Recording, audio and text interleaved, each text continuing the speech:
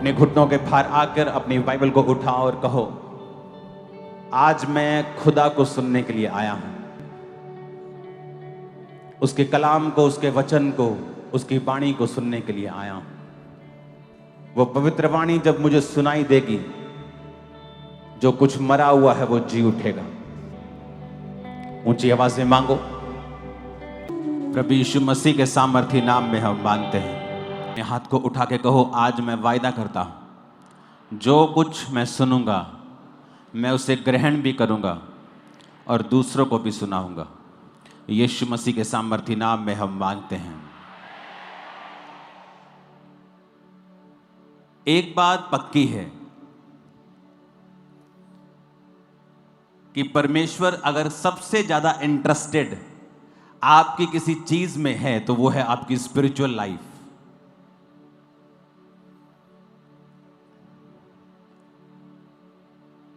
ये भविष्यवाणियां, ये चंगाई, ये बरकतें, ये सभी इसी धरती के लिए हैं और परमेश्वर ने दी हैं।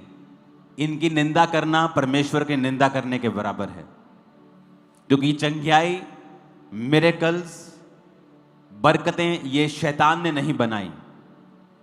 तो इनकी निंदा करने का मतलब है कि आप अपने आप को इनके योग्य करार नहीं दे रहे हैं। आप परमेश्वर के द्वारा बनाई गई चीजों को रिजेक्ट कर रहे हैं। लेकिन दूसरा पहलू यह भी है कि परमेश्वर ने इसे बनाया क्यों है।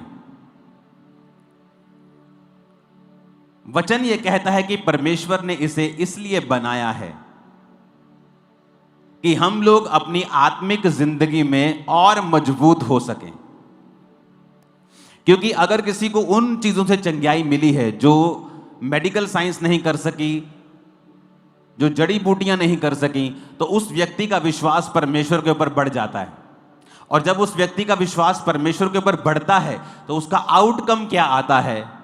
उसका रिजल्ट ये आता है कि वो व्यक्ति परमेश्वर के वचन के ऊपर यकीन करने लगता है। तो जो अगर परमेश्वर का वचन किसी चीज को पाप कहता है तो वो उस पाप को छोड़ने लगता है, क्योंकि उसने परमेश्वर की कृपा का स्वाद जो है वो चख लिया है। कितने मेरी बात को समझते हैं? मैंने अपनी लाइफ में नोटिस किया है, लोगों को लगता है कि जिन चर्चिस में मिरेकल्स नहीं होते, लोग वचन पे ध्यान देते हैं, वो ज्यादा आत्मिक हैं। लेकिन इसके उल्टा है। जो लोग हीलिंग्स और मिरेकल्स को देखते हैं और वचन को सुनते हैं, वो ज्यादा स्पिरिचुअल चीजों पे ध्यान दे पाते हैं। क्यों? क्योंकि उनके सामने ऐसे प्रमाण होते हैं जो ये प्रूफ करते रहते हैं उसको कि यीशु मसीह जीवित परमेश्वर है। वो वचन से वो भटकता नहीं। उसे पता है कि जो कुछ मैं सुन रहा हूं ये वाकई में रियल है। नहीं तो जो बातें हैं वो बहुत से लोग करते हैं, बहुत से अन्य लोग भी बातें बहुत बड़ी बड़ी करते हैं। उनके पास भी बड़ी बड़ी स्टोरीज हैं सुनाने की, चमत्कार की स्टोरीज, बड़ी बड़ी बातों की कहानियां। पर उनके जो लोग हैं वो धरती के ऊपर उन चीजों को देख नहीं पाते हैं, एक्सपीरियंस नहीं कर पाते हैं। पर जो क्रिश्चियन लोग हैं, आप लोग हैं, जब आप ऐसी बातें बाइबल से सुनते हैं कि परमेश्वर ने ये मिरेकल कर दिया, परमेश्वर ने ये हीलिंग की, और आप आज के दिन में भी उसे पूरा होते हुए देखते हैं, ये आपकी स्पिरिचुअल लाइफ को स्ट्रांग करता है। आमीन। लेकिन ये चीजें इसलिए हो रही हैं कि परमेश्वर का जो असल मकसद ये है कि आपकी स्पिरिचुअल लाइफ स्ट्रांग हो। और स्पिरिचुअल लाइफ को स्ट्रांग करने का भी एक मकसद है कि आप अपने उद्धार में बने रहें। आप स्वर्ग जा रहे हैं, आपको आज पता है। क्या हो अगर कल आप गुनाह कर ले तो फिर तो आप नहीं जा रहे। परसों आप व्यभिचार में पड़ जाएं, फिर तो आप नहीं जा रहे। तो वचन आपको आत्मिक जिंदगी, मजबूत आत्मिक जिंदगी हेल्प करती है आपकी कि आप उद्धार में बने रहें। और हीलिंग्स और मिरेकल्स और परमेश्वर की पावर हेल्प करती है कि आप स्पिरिचुअल लाइफ में बने रहें। तो ये एक दूसरे के साथ जुड़ी हुई चीजें हैं। कितने मेरी बातों को समझ रहे हैं? इसलिए जो कुछ परमेश्वर ने इंतजाम किया है उस इंतजाम को कभी भी निंदा ना करें। जो कुछ परमेश्वर ने दिया है उसको एक्सेप्ट करें, उसकी तारीफ करें और आगे बढ़ें और देखें फिर परमेश्वर किस तरह से आपकी लाइफ में रास्तों को ओपन करता है। आमीन। अगर आप इस पूरे यूनिवर्स में धरती को देखेंगे तो जो पेन की नीब होती है वो भी बड़ी है, धरती उससे भी छोटी है। सूर्य धरती से 13 लाख गुना बड़ा है। मतलब ऐसी पृथ्वी 13 लाख इकट्ठी हो जाए तो सूर्य के समान है। और सूर्य इतना छोटा है तारा, सूर्य से भी कई लाख गुना तारे हैं जो चमकते हैं, जो जल रहे हैं, जो बड़े हैं, जो परमेश्वर ने बनाए हैं। ऐसे प्लैनेट्स बनाए हैं जो जिन पर हीरों की वर्षा होती है। ऐसे प्लैनेट्स हैं जो पूरे के पूरे हीरे के बने हुए हैं। यूनिवर्स परमेश्वर ने ऐसा बनाया, और धरती एक बिंदु के समान है। मैं ये क्यों कह रहा हूं कि आपको ये समझ होनी चाहिए कि आपकी लाइफ, आपकी जो जिंदगी है, आप इसे पूरी तरह से समझ नहीं सकते जब तक आप परमेश्वर के कदमों में नहीं आएंगे।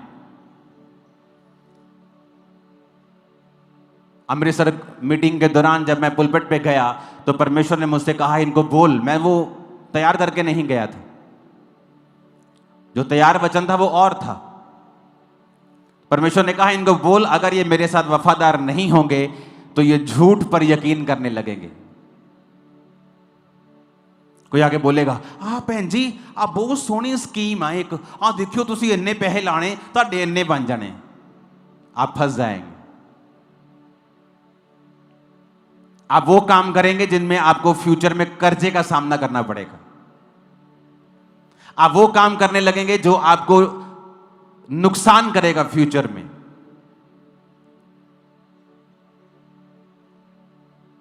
परमेश्वर ने कहा जो लोग मुझसे वफादार नहीं हैं वो झूठ पर यकीन करने लगेंगे। परमेश्वर आपके खिलाफ नहीं होता, लेकिन उसका यह सिस्टम है कि सारी चीजें आपके खिलाफ काम करना शुरू कर देती हैं। जब आपके जीवन में परमेश्वर नहीं होता और चीजें आपके खिलाफ काम करती हैं, फिर कोट्स निकलते हैं। जिंदगी एक संघर्ष है, जिंदगी दुखों से भरी हुई है। फिर वो सारी चीजें निकलेंगी जो परमेश्वर ने नहीं निकाली आपके लिए। वो तो कह रहा है कि जिंदगी एक ब्लेसिंग है, मैंने तुझे दी है, सारे सुख मैंने तेरे लिए बनाए हैं, तुझे क्या करना है, तुझे मेरे साथ चलना है। स्पिरिचुअल लाइफ में जब आप बढ़ने लगते हैं और आप एक फैसला करते हैं कि आज से मैं परमेश्वर के संग चलूंगा, आप जैसे ये फैसला करते हैं, हो सकता है बाहरी रूप से आपको कोई भी बदलाव कुछ दिनों तक, कुछ महीनों और शायद कुछ सालों तक भी दिखाई ना दे। इसका मतलब यह नहीं है कि परमेश्वर आपके विषय में सोच नहीं रहा या काम नहीं कर रहा है। एक स्टोरी को हम जानते हैं, रूत की। नियोमी, उसका पति।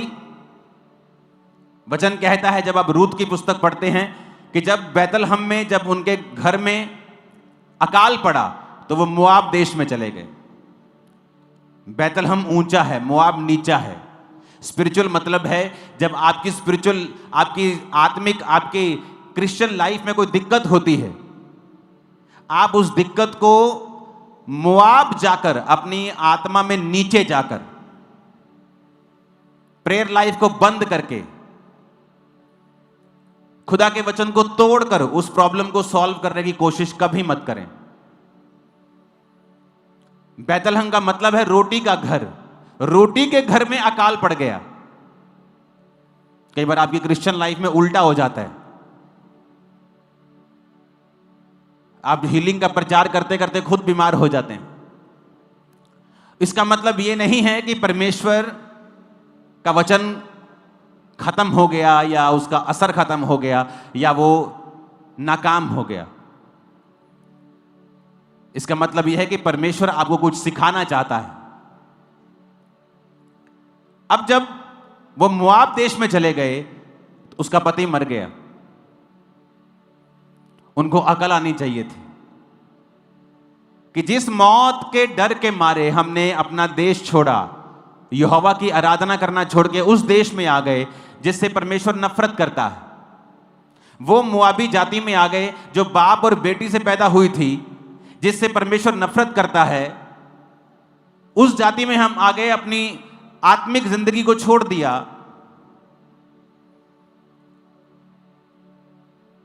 पर समझ नहीं आई। पति मर गया फिर भी समझ नहीं आई। कुछ लोग ढीठ होते हैं, जब परमेश्वर उन्हें सजा देता है वो उसको समझते हैं कि नहीं ये परीक्षा होगी, लेकिन कई बार वो परीक्षा नहीं होती, परमेश्वर उन्हें कुछ दिखाता है, फिर भी वो समझी नहीं। और जब उसके दोनों बेटे मर गए और वो खाली हो गई और सिर्फ अपनी 2 बहुओं के साथ हो गई, और फिर उसे समाचार मिला कि तेरा अपना देश बहुत प्रॉस्पर हो रहा है, तो वचन कहता है वो सोचने लगी कि मैं बैतलहम वापस जाऊंगी।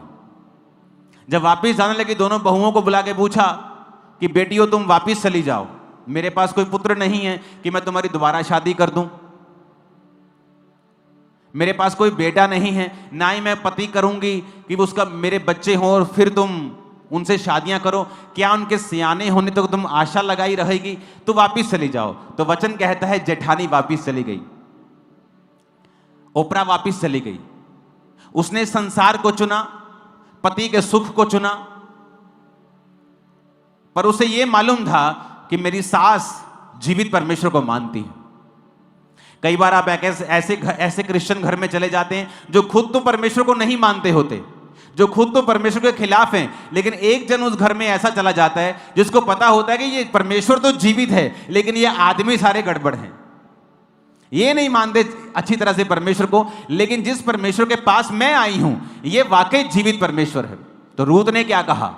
रूत कहती मैं तेरे संग चलूंगी, तेरा परमेश्वर मेरा परमेश्वर होगा, मृत्यु के अलावा कोई भी मुझे तुझसे अलग नहीं कर पाएगा, तेरे लोग मेरे लोग, तेरा प्रभु मेरा प्रभु।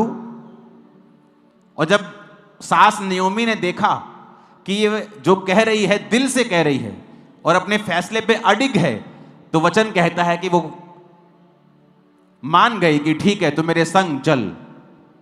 वापिस पहुंचे, जैसे वो नगर में वापिस पहुंची तो पूरे नगर में वचन कहता है हलचल मच गई, ऐसे ही लिखा है हलचल मच गई। हलचल मच गई तो लोगों ने कहा देखो नयोमी आई है, नयोमी आई है। और नयोमी ने क्या कहा? मुझे नयोमी ना कहो, मुझे क्या कहो? मुझे मारा कहो, मैं कड़वी होके वापिस आई हूं। क्यों कड़वी होके आई हूं? क्योंकि मैंने अपनी स्पिरिचुअल लाइफ पर ध्यान नहीं दिया, मैं अपनी जिंदगी के मसलों को सॉल्व करते करते, मेरा परिवार अपनी जिंदगी के मसलों को सॉल्व करते करते आत्मा के खिलाफ हो गया, वचन के खिलाफ हो गया, संगति के खिलाफ हो गया। और देखो जो कुछ हम पाना चाहते थे खुदा को छोड़ के हम सब कुछ गवा के आए हैं। और मुझे मारा कहो उसने कहा, मुझे कड़वी कहो, नयोमी ना कहो। लेकिन एक खूबसूरत चीज थी जो परमेश्वर कर रहा था उस घटना के दौरान भी, क्योंकि वो आपका परमेश्वर प्रेमी परमेश्वर है और वो नहीं चाहता आप नाश।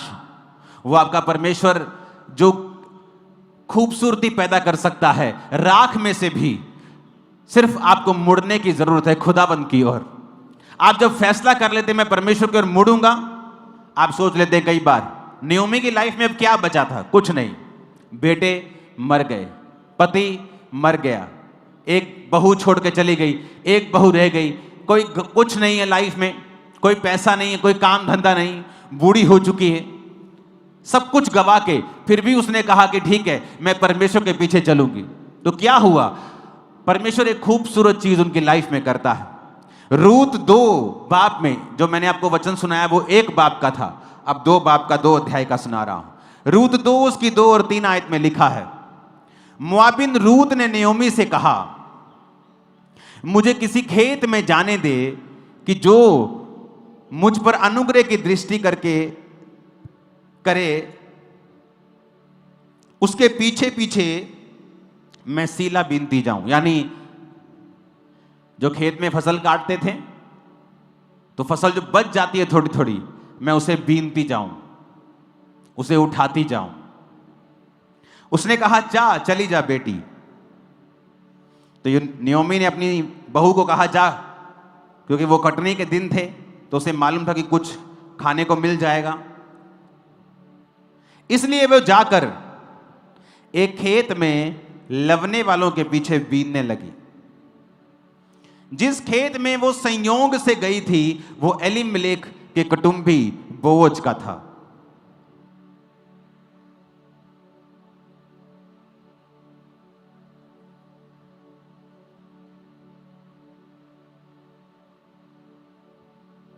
हालेलुया।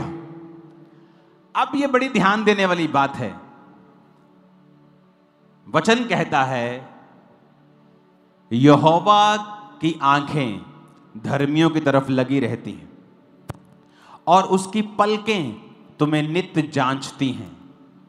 हमेशा तुम परमेश्वर की निगाहों के नीचे होते हो और वो तुम्हारी हर एक बात को, तुम्हारे दिल की गहराई को, शैतान तो तुम्हारे शब्दों को जानता है, तुम्हारे दिल को नहीं जानता।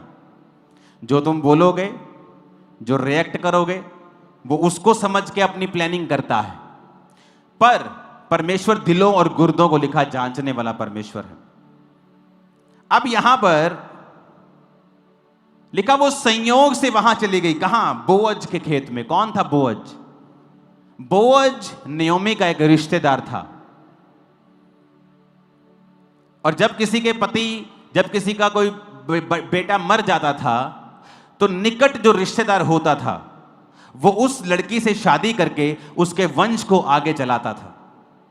अब वचन क्या कहता है कि वो संयोग से, जबकि वचन यह कहता है कि इस धरती के ऊपर कुछ भी इत्तेफाक से नहीं होता।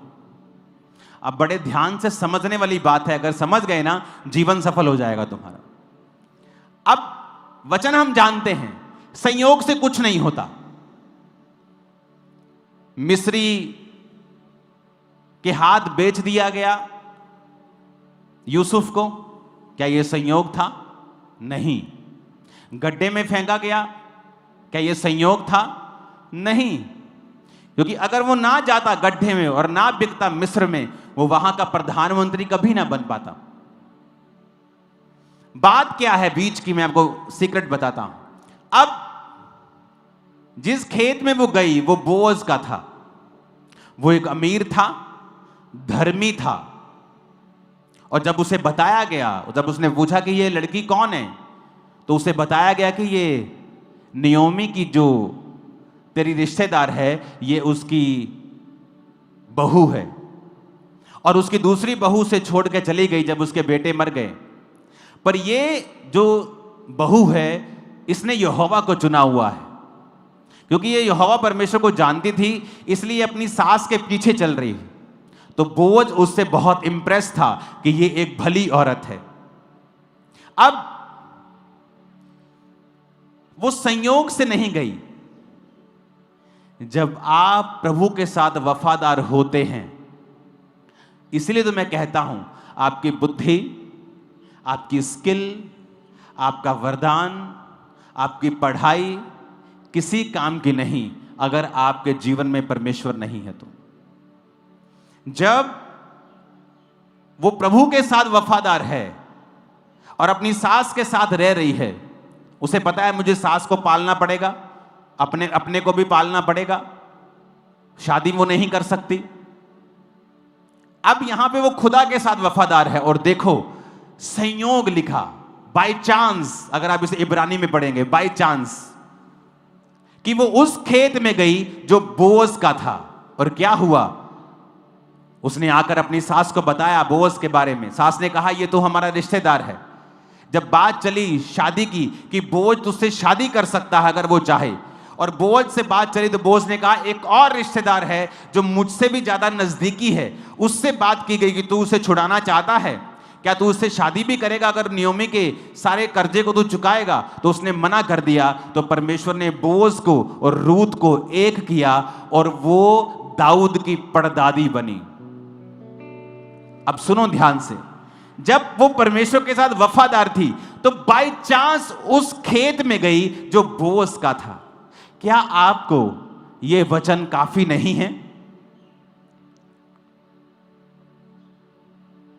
इस पे जो निशान आ रहे मैं कैसे पढ़ूंगा स्क्रीन के ऊपर? और सिर्फ इसी स्क्रीन पे आते हैं, किसी स्क्रीन पे नहीं आते। हालेलुया। ऊंची आवाज में बोलो हालेलुया। मैंने कहा आपको क्या लगता है कि यह बाय चांस था?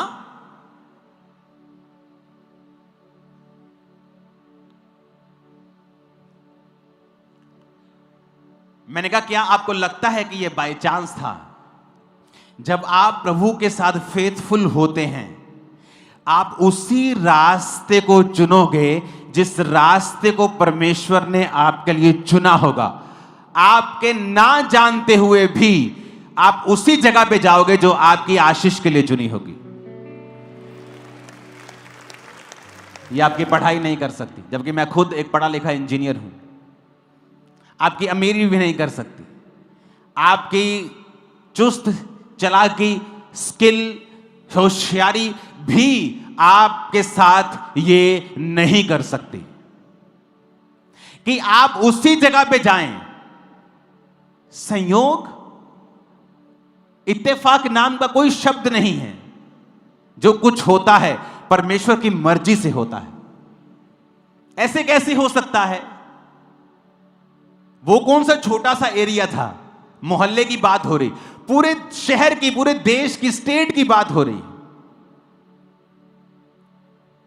अगर आप इसके 1 किलोमीटर में चले जाएं चर्च के, तो कम से कम 200 लोगों की जगहें होंगी, 300 लोगों की जगहें होंगी।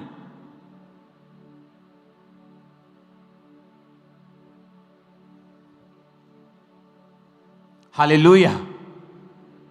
तो ऐसे कैसे हो सकता है कि आप उसी जगह पे जाएं जहां पर परमेश्वर ने आपके लिए एक महान योजना रखी है?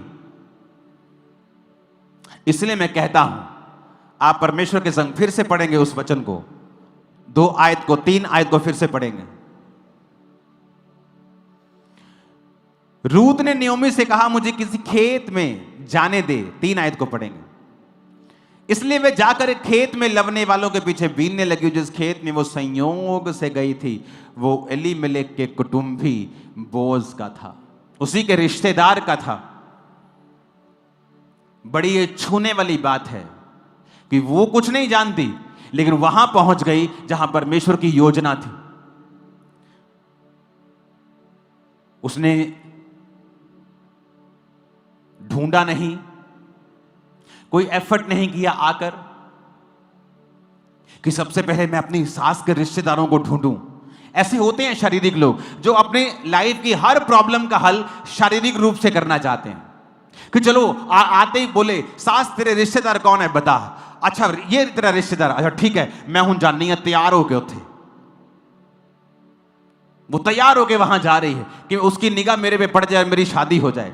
और मैंने देखा है ऐसे लोग विश्वासी भी हैं, और हर लाइफ थोड़े थोड़े दिनों के बाद, थोड़े थोड़े महीनों के बाद वो अपनी लाइफ में डिसअपॉइंट होते हैं, निराश होते रहते हैं।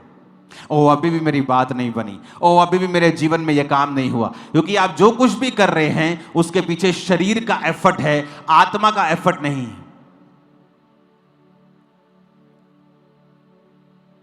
अगर आप वचन पढ़ें तो वचन में लिखा है कि परमेश्वर ने कहा आदम का अकेला रहना ठीक नहीं। आदम ने नहीं कहा हाय हाय मैं कल्ला हूं, बचाओ मैनू प्रभु जी, ओ प्रभु जी कुछ करो, कुछ कर दे, क्यों नहीं पे कुछ। उसने कुछ नहीं कहा, वो अपने काम में बिजी है। खुदा ने जो काम दिया बिजी है। शाम को परमेश्वर आ रहा है, उसके साथ बात कर रहा है। सुबह वो अपनी अदन के बाग में बिजी है। प्रभु देख रहे हैं यार इसका कोई संगी चाहिए। आदम ने कुछ नहीं कहा, खुदा ने कहा। लेकिन आज का आदम क्या कर रहा है? वो परमेश्वर को बता रहा है तुझे मेरे जीवन में ऐसा करना चाहिए था, तुझे मेरे जीवन में ऐसा करना चाहिए था।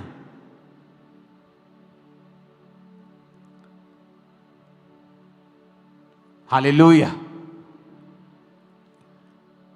आपको क्या लगता है कि आपको आपकी ज्यादा चिंता है कि परमेश्वर को चिंता है?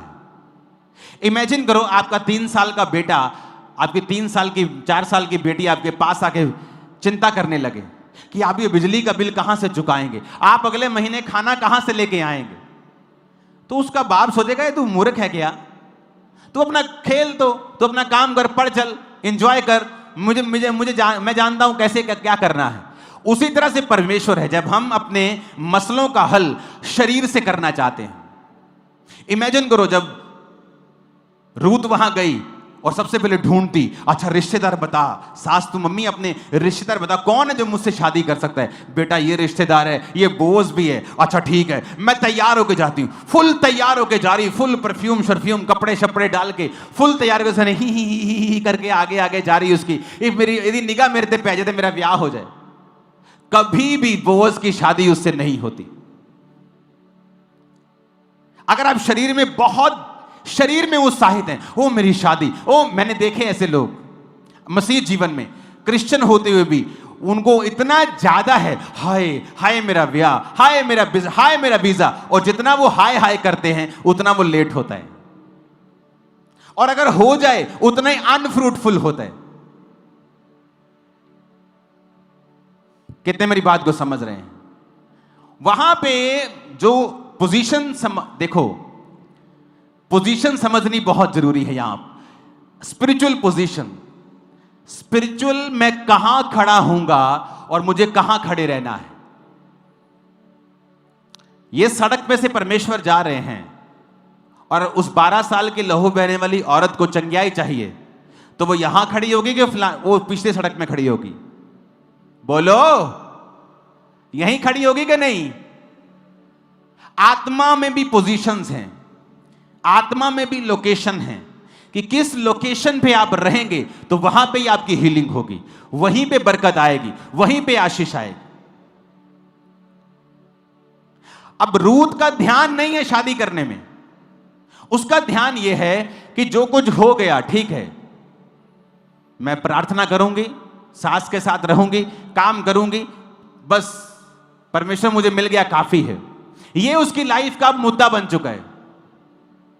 अगर नहीं होता तो आप जानते हैं, जिस दिन वो सीला बीनने के लिए यानी फसल बीनने के लिए वहां पे गई, वो एक आम लेबरर थी, आम मजदूरों की तरह वहां पे गई थी। क्यों? क्योंकि जब उसने आकर बताया कि बोअज ने मुझसे बात की है, कि जब बोअज को उसके बारे में बताया गया तो बोअज ने उसकी प्रशंसा की कि तेरे बारे में मुझे सब बताया गया है कि तू अपने सास और खुदा के साथ तू वफादार रही है। अब ऐसा कर, तू जहां दिल करता है वहां तू बीन और जा और अपने लिए और अपनी सास के लिए इकट्ठा कर। अपने नौकरों को बता दिया, इसको रोकना मत, इसको तंग मत करना। उसने कहा जहां से ये लोग पानी पीते हैं तू भी वहीं से पानी पीना, और जब ये लोग खाना खाते तुम वही खाना। उसको फेवर दिया उसने, बोअज ने, जब उसको मालूम हुआ कि ये वफादार है। और उसने घर आके बताया कि मैं 22 लीटर आज अनाज लेके आई हूं। 22 लीटर अनाज उसको मिला एक दिन में। अगर वो 10-15 दिन भी लगातार जाती तो पूरे साल का अनाज इकट्ठा कर लेती। तो सास खुश थी, तो उसने सास को बताया कि मुझे बोअज मिला, और सास को मालूम था बोअज कौन है। तो उसने कहा बेटी अब तू जाएगी तो स्नान करके और तेल लगा के तैयार होके जा। इसका मतलब जब वो पहली बार गई थी तो एक लेबरर की तरह, एक आम मजदूर की तरह वो गई। उसके दिल में कुछ नहीं था, और जिस खेत में वो गई थी उसे मालूम भी नहीं था वो कौन सा खेत है। हालेलुया।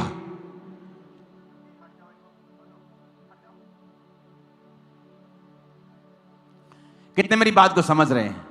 उसे मालूम नहीं था, लेकिन जब आप खुदा के साथ वफादार होते हैं, इस घर को, इस आयत को घरों में लिख के लगा लो, वो ऐसे इवेंट्स करेगा आपके साथ जो आपने अरेंज नहीं किए होंगे पर खुदा ने किए होंगे, और वो इवेंट्स आपकी लाइफ को सदा के लिए पूरी तरह से बदल के रख देंगे। सदा के लिए, सदा के लिए मैं आपको बता रहा हूं। इमेजिन करो अगर अप्रोच उसी रूत की शारीरिक होती। पहले वो पूछती फिरती, अच्छा बोअज का खेत कौन सा है? ओ परे है बोअज। अब मैं तैयार होके जानी, तैयार होके परफ्यूम शर्फ्यूम लगा के अच्छी तरह से जाती, बात करती, ही हु करके उसको इंप्रेस करने की कोशिश करती। वो कभी इंप्रेस ना होता, क्योंकि उसके दिल में ये यहोवा ने डाला था कि वो उसके साथ अब शादी करे, क्योंकि उसको वो औरत भली जान पड़ी, गुड कैरेक्टर की जान पड़ी थी। आप शरीरों से मसले हल करने की कोशिश करते हैं, आप डिसअपॉइंटमेंट्स के साथ डिसअपॉइंटमेंट आप लेते हैं।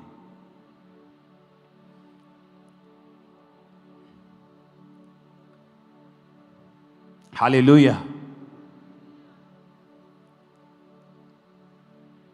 एक बार मैंने एक बहुत बड़े सेलिब्रिटी को मैसेज किया। मैंने कहा आप जो कर रहे हो ये आपकी लाइफ में फिर से एक निराशा को लेके आएगा। वो मेरी बात को अच्छी तरह से ले नहीं पाया, और फिर उसकी लाइफ में एक निराशा ने जन्म लिया जिसने उसको तोड़ दिया। और मैंने उसको पहले ही बता दिया था कि ऐसा ऐसा आपके साथ होगा, क्योंकि जो आप कर रहे हो ये आपको निराशा की ओर लेके जाएगा, क्योंकि इसमें परमेश्वर का वचन टूट रहा है। और उसके साथ वैसा ही हुआ। उसके बाद थोड़े दिन उसने मुझसे बात नहीं की, क्योंकि लोगों को चाहिए कि वो उनका मनपसंद भविष्यवाणियां उनको दे। पर अगर आप लोगों को राइट वर्ड नहीं देंगे, आप प्रभु के साथ गद्दारी कर रहे हैं।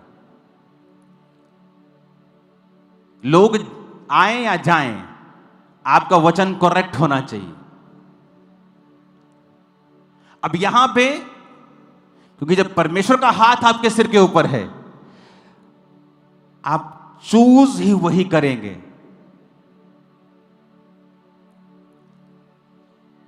वो रिश्तेदार जिसका कभी मूड नहीं बना आपकी हेल्प करने का, उसका मूड बन जाएगा। आप बोलेंगे ये तो मेरे को लाइक भी नहीं करता था। सडनली कुछ ऐसा होगा जो आपने एक्सपेक्ट नहीं किया होगा। आपकी फाइनेंशियल लाइफ में, स्पिरिचुअल लाइफ में, आपके बच्चों की लाइफ में। और सबसे बड़ा काम जो परमेश्वर आपकी लाइफ में करता है, जब आप खुदा के साथ सही चलते हैं, तो एक नोट कर लेना, वो आपके परिवार में होता है। सबसे बड़ा काम आपकी फैमिली में।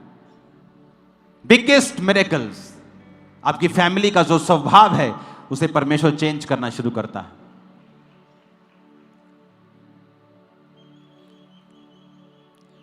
उत्पत्ति 39 उसकी 2 से 4 आयत को पढ़ेंगे। यूसुफ अपने मिस्री स्वामी के घर में रहता था और यहोवा उसके संग था, इसलिए वह भाग्यवान पुरुष हो गया।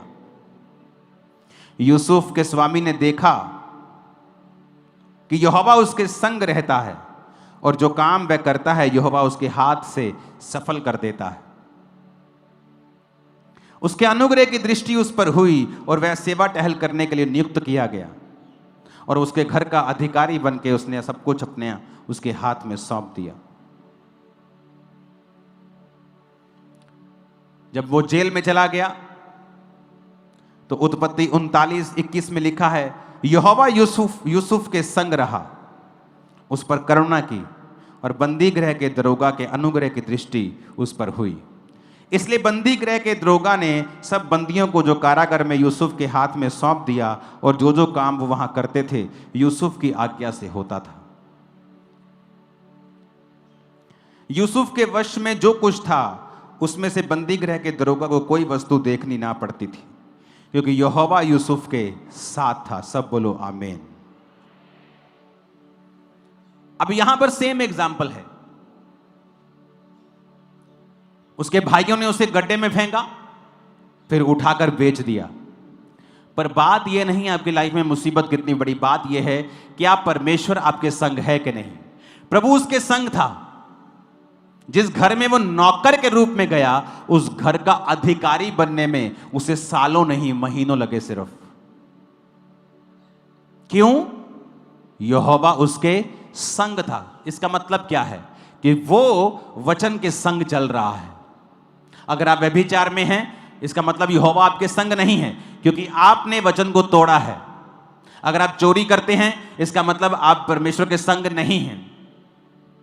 अगर आप मूर्ति पूजा में हैं, आप प्रभु के संग नहीं हैं। आपके बहुत सारे ईश्वर परमेश्वर हैं, आप यहोवा के संग नहीं हैं। यहोवा आपके संग तब तक है जब तक आप परमेश्वर के वचन को जानते और मानते हैं। तो क्या लिखा कि जो कुछ यूसुफ करता था यहोवा उसको सफल करता था।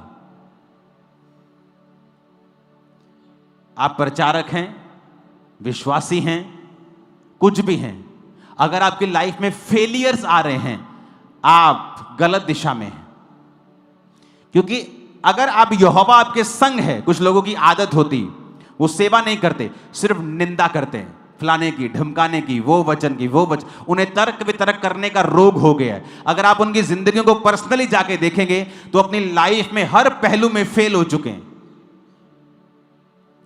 सब तरफ से, सेवकाई, घर बाहर, सेहत, फाइनेंस, हर तरफ से वो फेल है। क्यों?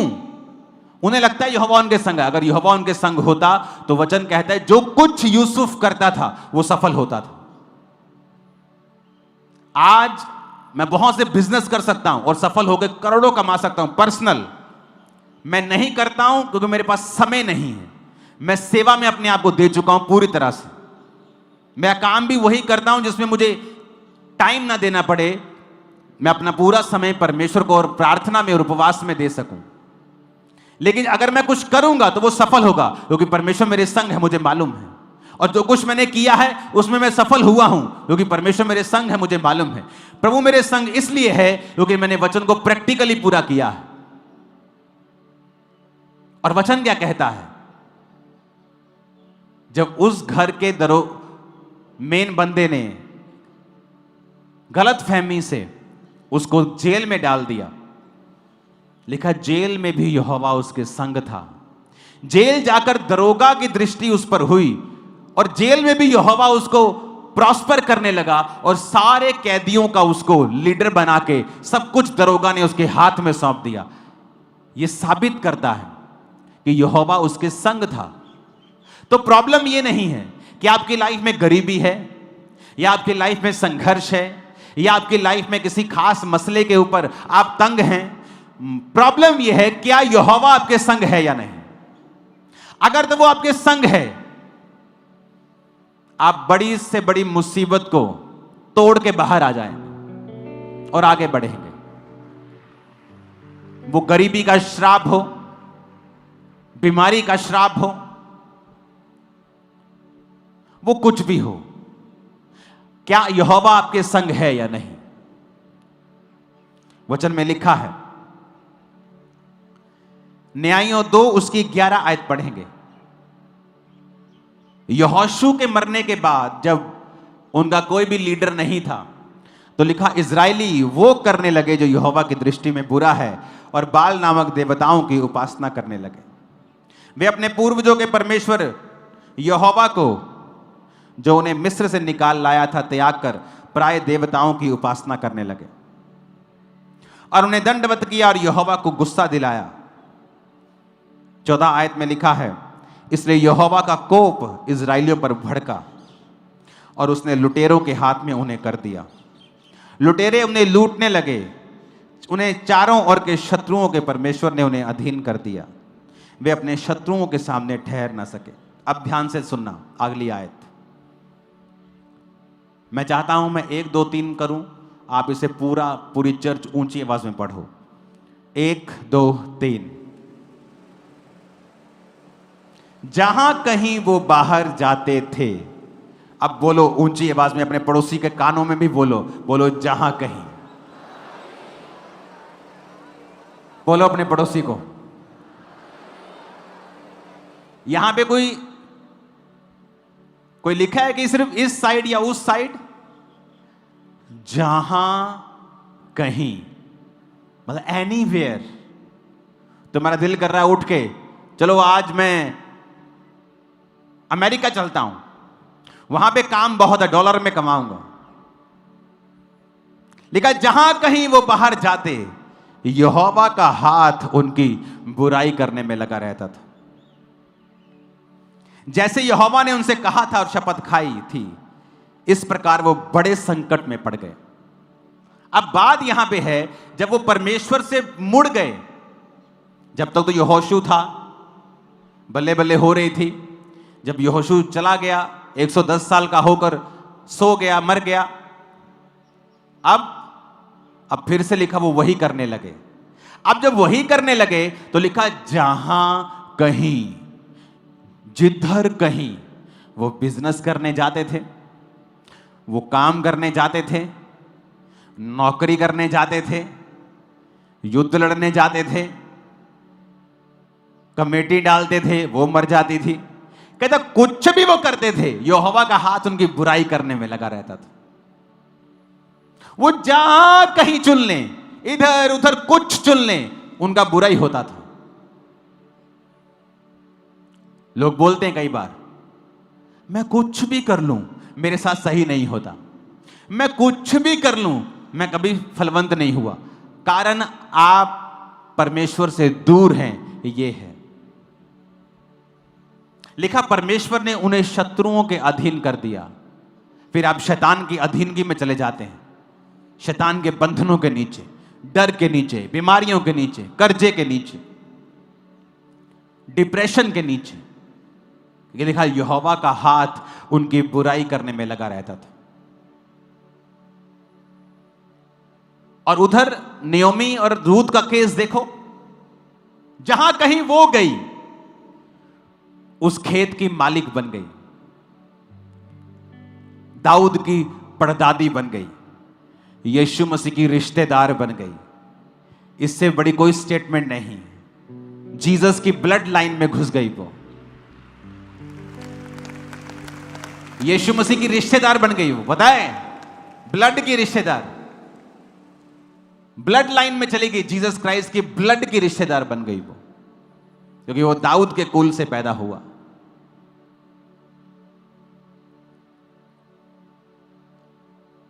जब आप प्रभु के साथ सही चलेंगे ना, वो आपके लिए एक बड़ा काम करेगा। और आपको ये भी बता दूं, वो सडनली से करेगा, एकदम से करेगा, अचानक करेगा। आंखें खुली रह जाएंगी, शैतान की भी, विरोधियों की भी, आपकी भी, कि खुदा ने आपके साथ क्या किया है और वो करने वाला है आपके साथ। आमीन खड़क के बजाओ एक बार, हालेलुया। आप सीक्रेट भेद समझ रहे हैं कि नहीं समझ रहे? कि आप कुछ भी कर लें, फिर जब आप वचन के खिलाफ हैं, आप कुछ भी कर लें, आप वहां नहीं पहुंच पाए। आप वचन के साथ हैं, यहोवा के साथ हैं, प्रभु के साथ हैं, आप कुछ भी कर लें। सरसरी चली गई खेत में और डर रही थी वहां पे कि दूसरे मजदूर मुझे मारे ना, मुझे भगाए ना, ये ना जानते हुए कि इन खेतों की मैं खुद एक मालकिन बनने वाली हूं कुछ ही दिनों के बाद। एक बड़ा काम मैं भविष्यवाणी करता हूं आप और आपकी संतान के जीवन में परमेश्वर करने जा रहा है। आमीन। साथ चाहिए और ऊंचे चाहिए और हाथों को उठा के चाहिए।